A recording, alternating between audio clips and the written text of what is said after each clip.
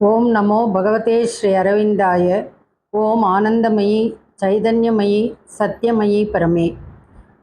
நம்முடைய அன்னையை பராசக்தியாக வழிபடும் முறையை நாம் இந்த நவராத்திரி நாட்களிலே 4 அம்சங்களில் ஒரு அம்சமாகிய மகேஸ்வரியை பற்றி பார்ப்போம்.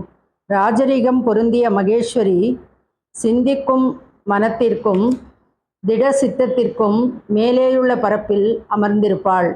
அந்நிலையிலிருந்து அவள் அம்மனதையும் திட சித்தத்தையும் விரிவான ஞானமாக விழித்தெழச் செய்கிறாள். அளவற்ற மேன்மைப்படுத்தி தம்மால் எட்ட முடியாததொரு ஜோதி பிரவாகத்தில் அமிழ்த்துகிறாள். அவள் பேராற்றலும் மகா ஞானமும் உடைய ஏக பராபரை. அவளே விஞ்ஞான அனந்தங்களுக்கும் பிரபஞ்சத்தின் விஸ்தாரங்களுக்கும் பரஞ்சோதியின் சிறப்புக்கும் அற்புத ஞான பொக்கிஷமாகவும் அன்னையின் நித்திய சக்திகளின் அளவற்ற இயக்கத்திற்கும் நம் அறிவும் உள்ளமும் திறக்குமாறு செய்கிறாள். அவள் என்றும் நிச்சலனமாயும் அற்புதமாயும் பெருமையுடனும் அமைதியுடனும் விளங்குகிறாள். ஞானம் யாவும் அவளிடம் இருப்பதால் அவளை எதுவும் அசைக்க முடியாது. அவள் அறிய விரும்பும் எதுவும் அவளிடமிருந்து மறைந்து விடுவதில்லை. பொருள்கள் யாவற்றையும் உயிர்கள் யாவற்றையும் அவற்றின் தன்மையையும் அவள் இயக்குவது என்ன என்பதையும் அவள் தெளிவாக அறிவாள். உலக தருமத்தையும் அதன் காலங்களையும் யாவும் எவ்விதம் இருந்தன, எவ்விதம் உள்ளன, எவ்விதம் இருந்தன, எவ்விதம் உள்ளன, எவ்விதம் இருக்க வேண்டும் ஆகியவற்றையும் அவள் அறிவாள். எதையும் நேருக்கு நேர் நின்று சமாளித்து வெல்ல அவளிடம் சக்தி ஒன்று உண்டு. உணர முடியாத அவளது பரந்த ஞானத்தையும் உண்மையும் அமைதியும் பொருந்திய அவளது சக்தியையும் எதிர்த்து நின்று எவரும் எளிதில் வெல்ல முடியாது. சமநிலையும் பொறுமையும் மாறாத சித்தமும் உடைய அவள் மனிதரை அவரவர் இயல்புக்கு ஏற்ப நடத்துகிறாள். பொருள்களையும் நிகழ்ச்சிகளையும் அவற்றின் சக்திக்கும் அவற்றின் விளங்கும் உண்மைக்கும் ஏற்றபடி கையாளுகிறாள். அவளிடம் ஓரகம் சிறிதும் கிடையாது.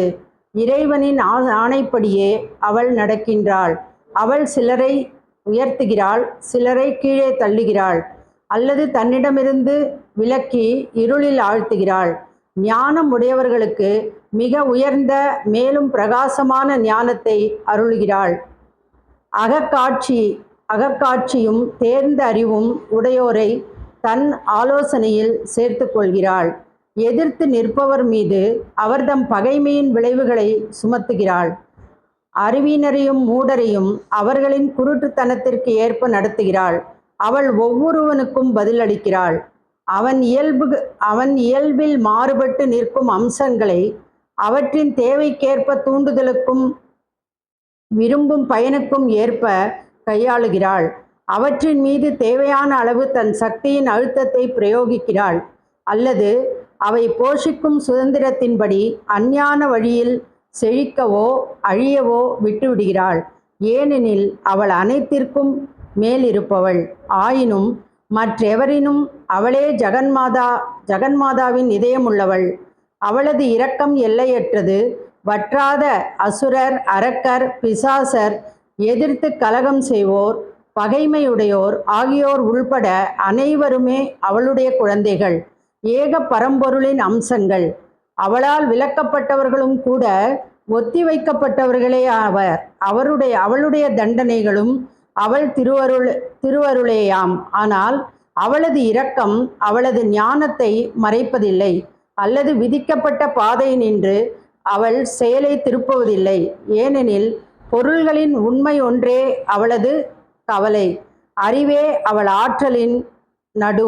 நம் ஆன்மாவையும் நம் இயல்பையும் தெய்வ உண்மையில் அமைப்பதே அவள் மேற்கொண்ட கருமமும் உழைப்பும் ஆகும்.